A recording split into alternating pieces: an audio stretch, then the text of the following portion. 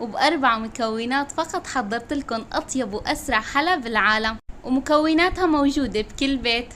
حلا جيلي البارد، ومتأكدة الكل رح يحبوها، الكبير قبل الصغير. وأكيد هالشوب اللي نحن فيه بدها هيك حلا بارد، ولا أطيب من هيك، ويا عيني يا عين. وبتمنى تشتركوا بقناتي وتفعلوا زر الجرس وشاركوا الفيديو مع أصحابكم ليوصلكم كل شي جديد.